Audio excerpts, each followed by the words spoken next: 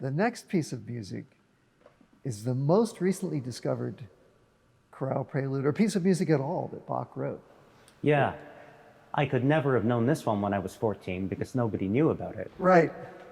But 2012? Eight, okay. 2008. There was a 19th century collector of manuscripts named William Rust. And when his possessions were auctioned off, which took a very, very long time after he died for it to happen, yeah. Lo and behold, here was this composition by Bach, which nobody had known about. Which, if I understand correctly, he had made this copy of. That's right. And it's now believed that the original was lost in the Second World War. No one knows where it is. No one knows. So this piece has survived in his copy. That's right. And it has a lot of remarkable features that we could talk for hours about. But I could summarize them by saying that it's a very extended work and a very experimental one as well. And not surprisingly, Bach is thought to have written it when he was, in his late teens. Yeah. And whereas the solo voices used in some of these arioso-style chorale preludes, as we talked about before, would fit into the range of an instrument, such as an oboe or a clarinet or a flute, or even the human voice. This one employs the entire compass of the keyboard, so it's extraordinary from that standpoint as well.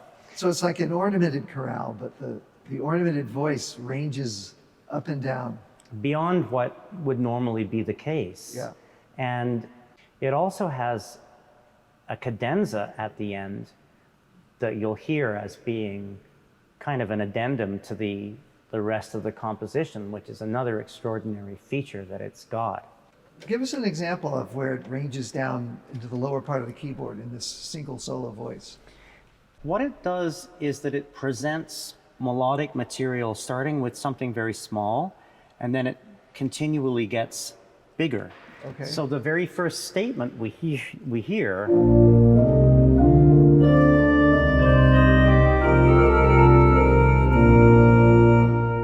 very short. That's it. Yeah. So you're thinking, okay, well, this will be over in a hurry, but in fact, it's not. And as I was mentioning, from top to bottom, the entire keyboard is used. Here's an example of how my melodic voice starts here and ends up down here.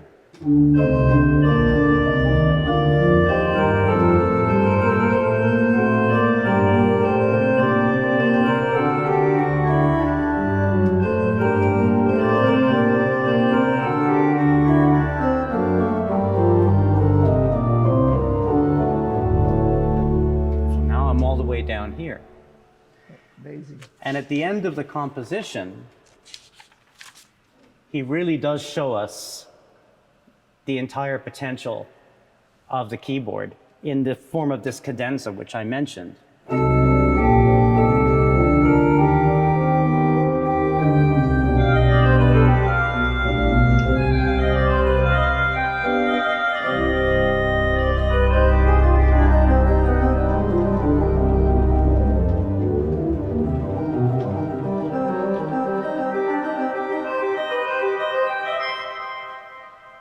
And there aren't really any notes left that he hasn't used at this point. So, so it's deeply sensitive and passionate, but at the same time, it's really youthful and there's like no holds barred. Yeah.